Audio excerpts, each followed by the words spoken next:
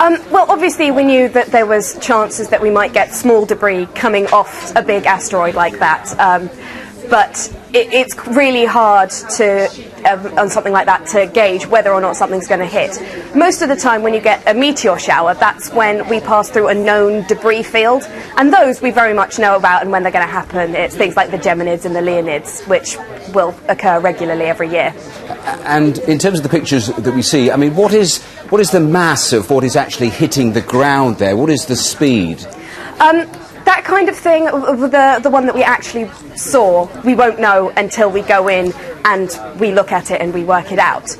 It's probably only going to be quite small, and a lot of it will have burnt up in atmosphere. And in terms of the asteroids we were talking about and how frequent they are, I mean, we went through the lists of facts, but practically, I mean, is there anything that can be done? To be honest, with something that size, it's best to just leave it.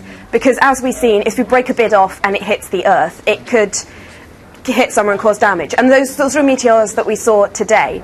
It's not so much their size that caused the damage, it's where it hits. And if you break up a large meteorite, a large asteroid, you're going to get lots of those hitting, and so the chances of hitting something important is much, much higher, and you want to avoid that. There have been other theories put forward of how to move an asteroid other than blowing it up Armageddon style, such as painting it white, so that the sun will heat one side of it more than the other and move it out of the way. So it's more about shifting it than destroying it if we needed to move an asteroid out of the way.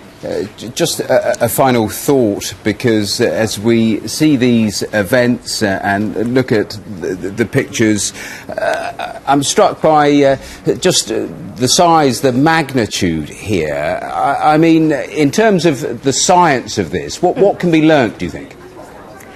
From this particular asteroid strike?